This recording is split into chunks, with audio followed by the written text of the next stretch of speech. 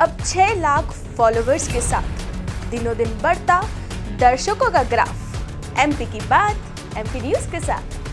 Plastic anaemia दिवस पर राष्ट्रीय सेमिनार का आयोजन किया गया। सेमिनार के माध्यम से plastic anaemia, sickle cell anaemia और थैलेसीमिया का होम्योपैथिक उपचार किस प्रकार से किया जाए, इसको लेकर डॉक्टर AK द्विवेदी द्वारा जानकारी दी गई। एनीमिया बीमारी के लिए लोगों को जागरूक करने के उद्देश्य से आयुष मेडिकल वेलफेयर फाउंडेशन और advanced homeopathic medical research and welfare society के संयुक्त तत्वाधान में एनीमिया रथ का शुभारंभ किया गया था, जिसका सफलतम समापन हुआ। प्लास्टिक एनीमिया पर राष्ट्रीय सेमिनार का आयोजन किया गया, जिसमें सांसद शंकर लालवानी, ब्रह्म कुमारी की दीदियां और कई गणमान्य नागरिक उपस्थित हुए। लेकर जन जागरण अभियान भी करते हैं। अभी कुछ दिन पहले ही हमने एक रथ चलाया था जो कि जन जागरण को लेकर था कि किस प्रकार प्लास्टिक एनीमिया को हम होम्योपैथिक के माध्यम से दूर कर सकते हैं। वास्तव में जब मेरी तो जानकारी भी नहीं था, जब कुछ वर्ष पूर्व डॉक्टर द्विवेदी से मिलने का मौका मिला तो उन्होंने बताया कि ये प्लास्टिक एनीमिया की जो बीमारी है वो लगातार बढ़ती जा रही है और जिस प्रकार की ये बीमारी है उसके जो साइड इफेक्ट है, पहले तो लक्षण ध्यान में नहीं आते, धीरे धीरे लक्षण ध्यान में आते हैं, लेकिन जो बीमारी है बहुत ही जटिल बीमारी है और जिसको होती है उसके साथ जो बाद में जो इसके आफ्टर इफेक्ट है वो बहुत ही भयानक है और इसके इलाज हो सकते हैं कि अलग अलग विधाओं में हो, लेकिन उन्होंने एक आधिकारिक रूप से एक क्लेम करा है कि होम्योपैथिक में हम इसका 100% इलाज कर सकते हैं और इसके कुछ उदाहरण भी बताए। जब इसको लेके हम माननीय स्वास्थ्य मंत्री जी से दिल्ली में मिले थे तो उन्होंने बहुत ही कीन के साथ उन्होंने ये कहा था कि जो आपकी स्टडी है, जिन मरीजों पे आपने इसकी रिसर्च की है वो हमें बताएं, क्योंकि देश में और जो हमारे केंद्र में सरकार है माननीय मोदी जी की, उन्होंने हमारे पारंपरिक जो चिकित्सा पद्धति है उस चिकित्सा पद्धति के लिए अलग एक मंत्रालय बनाया है जिसको हम आयुष मंत्रालय कहते हैं और इस आयुष मंत्रालय के माध्यम से इस प्रकार की जो बीमारियां हैं जो हमारे भारतीय चिकित्सा के माध्यम से ठीक कर सकते हैं, उसके लिए पूरा अलग एक सेटअप बनाया है और हम देख रहे हैं धीरे धीरे ये देश में नहीं पूरी दुनिया में हमारी जो पारंपरिक ये चिकित्सा पद्धति है वो तेजी से आगे बढ़ रही है। मुझे बताते हुए खुशी है कि इस पारंपरिक जो हमारी चिकित्सा पद्धति है आयुष मंत्रालय का जो अंतर्राष्ट्रीय कार्यालय है या अंतर्राष्ट्रीय जो सेटअप है वो हमारे भारत में सेट होने जा रहा है आने वाले कुछ वर्षों में। हम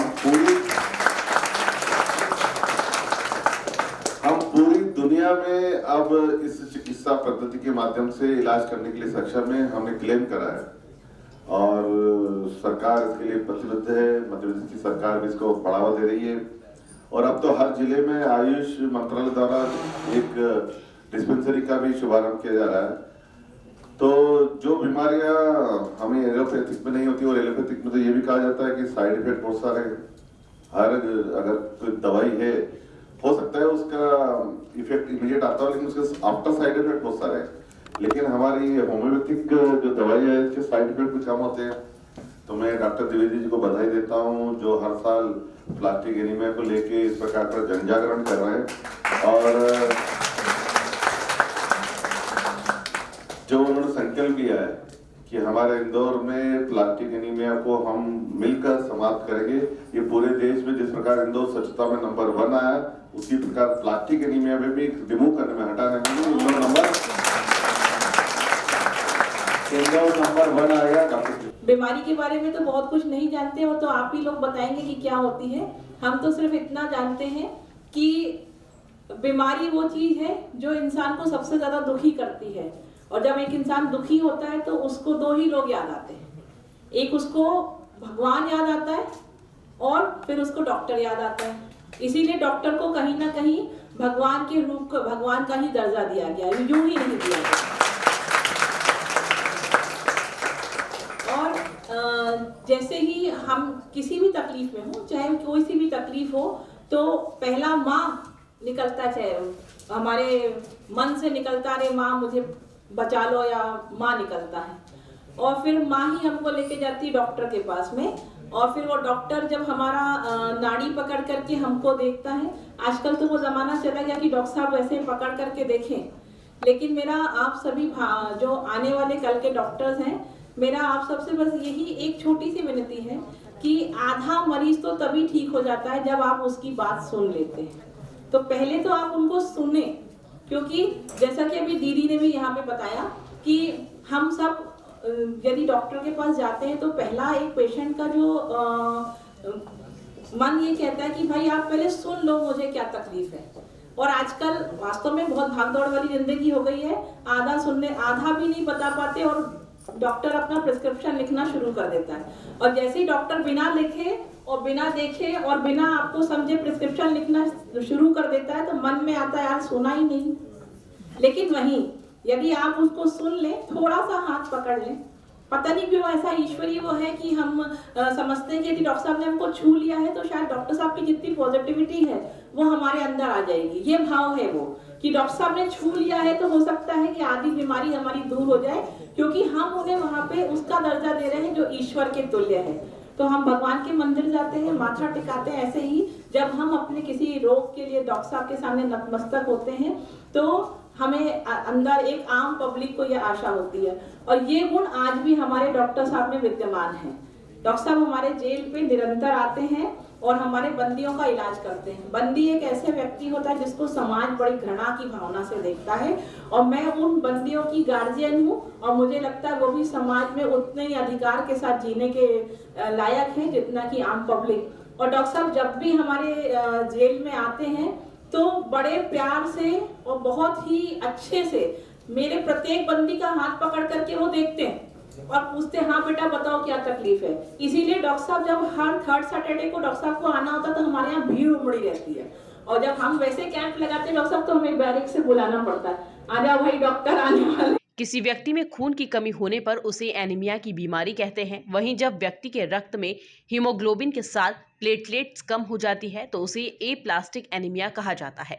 इस तरह की बीमारी लगातार बढ़ती जा रही है। एडवांस होम्यो हेल्थ सेंटर के संचालक डॉक्टर AK द्विवेदी ने एप्लास्टिक एनीमिया की बढ़ती बीमारी को लेकर चिंता जाहिर की है, जिसको लेकर इंदौर में राष्ट्रीय सेमिनार का आयोजन किया गया। सेमिनार के माध्यम से डॉक्टर AK द्विवेदी ने बताया कि किस प्रकार होम्योपैथी से एनीमिया का उपचार किया जाता है। आज अप्लास्टिक एनीमिया अवेयरनेस डे है। इस खास दिवस को हमने बहुत खास तरीके से मनाने का संकल्प लिया है। हमारे पास आज एक पेशेंट आए हैं जो बिहार वेस्ट चंपारण के रहने वाले हैं, मसीहा आजम, जिन्हें 2018 में अप्लास्टिक एनीमिया डायग्नोस हुआ था और 2019 जनवरी में हमारे पास आए थे होम्योपैथी ट्रीटमेंट के लिए। 2019 की जनवरी से लेकर के 2019 के दिसंबर तक आपने होम्योपैथी ट्रीटमेंट लिया। आपका हीमोग्लोबिन बहुत कम रहता था, प्लेटलेट बहुत कम रहता था। 2018 में तो उन्होंने बताया था कि उनको लगभग हर 2 दिन में ब्लड और प्लेटलेट लगाना पड़ता था। जब हमने होम्योपैथी ट्रीटमेंट चालू किया तो उसके बाद उनको केवल एक बार ही ब्लड और प्लेटलेट लगाना पड़ा और वो पूरी तरह से ठीक हो गए दिसंबर 2019 में। उसके बाद भी हमारे कांटेक्ट में बने रहे। 2020 गया, 2021 गया और हम बात कर रहे हैं 4 मार्च 2022 को। वो पूरी तरह से स्वस्थ हैं। वो अपनी बात स्वयं बताएंगे कि अभी उनको कोई ट्रीटमेंट नहीं चल रही है, न एलोपैथी न होम्योपैथी, और अप्लास्टिक एनीमिया संबंधी कोई परेशानी नहीं है, न ब्लड चढ़ाना पड़ रहा है न प्लेटलेट चढ़ाना पड़ रहा है। अब मैं बात करूं अप्लास्टिक एनीमिया होता क्या है। अप्लास्टिक एनीमिया मतलब बोन मैरो डिसऑर्डर्स, जिसमें हमारे ब्लड सेल का फॉर्मेशन बंद हो जाता है। अप्लास्टिक का मतलब ही होता है कि सेल्स का बनना बंद हो जाना। और हमने जब होम्योपैथी ट्रीटमेंट दिया और उसके बाद अगर वो पूरी तरह से नॉर्मल जीवन व्यतीत कर रहे हैं, इसका मतलब कहीं ना कहीं बोन मैरो एक्टिवेट हुआ और उनके शरीर में वापस सेल्स का बनना स्टार्ट हो गया। आज हम इस खास दिवस पे बात करेंगे अप्लास्टिक एनीमिया के बारे में, सिकल सेल एनीमिया के बारे में, थैलासीमिया के बारे में। थैलासीमिया और सिकल सेल एनीमिया ये पैदाइशी जेनेटिक बीमारी होती है जिसका ठीक होना अभी भी चैलेंज बना हुआ है मेडिकल साइंस के सामने। सिकल मतलब होता है हंसिया या आधा चांद। हमारा आरबीसी जो है उस शेप में चेंज हो जाता है, जिसके कारण पेशेंट को हर 15 दिन, 25 दिन में, 28 दिन में ब्लड लगाना पड़ता है। ऐसे ही थैलेसीमिया में भी उनको एक नियमित अंतराल के बाद ब्लड लगाना पड़ता है। सिकल सेल एनीमिया के लिए हमने एक ऐसा स्पीकर चुना है जो मेडिकल स्टूडेंट भी है और सिकल सेल एनीमिया से पीड़ित भी है। वो सिकल सेल एनीमिया पे बात करेगी। वो स्वयं सिकल सेल एनीमिया के पेशेंट है, पीड़ित है, और उसका भाई भी सिकल सेल एनीमिया से पीड़ित है। तो ऐसी जटिल बीमारियां जो किसी भी चिकित्सा प्रणाली के लिए आज भी चैलेंज बनी हुई है, इतना साइंस ने एडवांसमेंट किया है, उस पर बहुत ज़्यादा कार्य करने की आवश्यकता है और उसका बीड़ा मैंने उठाया है। मैं पिछले 5 दिनों से पूरे शहर में एनीमिया अवेयरनेस के लिए रथ चला रहा था। इस रथ के दौरान हमने यहाँ की स्वस्थ महिलाओं का, अलग अलग एरिया में रहने वाली स्वस्थ महिलाओं का, 100 महिलाओं का हीमोग्लोबिन जांच कराया। बहुत ही चौंकाने वाली बात सामने आई। 100 महिलाओं में से 48 महिलाओं का हीमोग्लोबिन कम आया, जिसमें 11 ग्राम हीमोग्लोबिन आया 22 महिलाओं का। 11 ग्राम % 22 महिलाओं का हीमोग्लोबिन आया और 26 महिलाओं का हीमोग्लोबिन 10 ग्राम से कम आया। 10 ग्राम % से भी कम 26 महिलाओं का हीमोग्लोबिन है और उनको इस बात की खबर ही नहीं है। और चौंकाने वाली बात आई कि 3 महिलाओं का तो 6 ग्राम हीमोग्लोबिन आया। सोचिए, 6 ग्राम हीमोग्लोबिन, कहाँ नॉर्मल 12 से 14 ग्राम होना चाहिए। 6 ग्राम में भी वो घर के काम कर रही होगी, अपने बच्चों को संभाल रही होगी, पति को संभाल रही होगी। तो इतनी जटिल समस्या है और उसको लोग लाइटली लेते हैं। जब हम इस चीज़ों को लाइटली लेते हैं तो उससे ब्लीडिंग होने लगती है। ब्लीडिंग होकर के हमारा बोन मैरो खराब हो जाता है और एक बड़ी बीमारी अप्लास्टिक एनीमिया का रूप धारण कर लेता है। तो लोगों को समझाना है कि कैसे शरीर का ध्यान रखें। अगर आपको अपना कार्य करते हुए थकान, कमजोरी या शरीर में दर्द हो रहा है तो डॉक्टर को दिखाइए, समय रहते जांच कराइए और समय रहते इलाज कराइए, ताकि बीमारी बढ़े नहीं। और हमारा एक और प्रयास है कि जो आपके घर में खाद्य पदार्थ उपलब्ध है, उन खाद्य पदार्थों का सेवन करते हुए कैसे रक्त को बढ़ाया जाए, कैसे आयरन की मात्रा सफिशिएंट शरीर में जाए, कैसे कैल्शियम जाए, विटामिन्स जाए, प्रोटीन जाए, वो लोगों को समझाने का भी एक उद्देश्य हमने बीड़ा चलाया है। तो आज अप्लास्टिक एनीमिया अवेयरनेस डे पे हम रथ का समापन भी कर रहे हैं और एक साइंटिफिक सेमिनार का आयोजन किया है, जिसमें हम खान पान के बारे में अलग सेशन रखा है, अप्लास्टिक एनीमिया पर, सिकल सेल एनीमिया और बोन मैरो डिसऑर्डर्स पर भी सेशन रखा। कुल मिलाकर लोगों में बढ़ रही एनीमिया की बीमारी का होम्योपैथिक चिकित्सा पद्धति के द्वारा किस प्रकार इलाज किया जाए, इसको लेकर होम्योपैथिक चिकित्सक AK द्विवेदी ने बीड़ा उठाया है। Bureau report, MP news TV, Indore.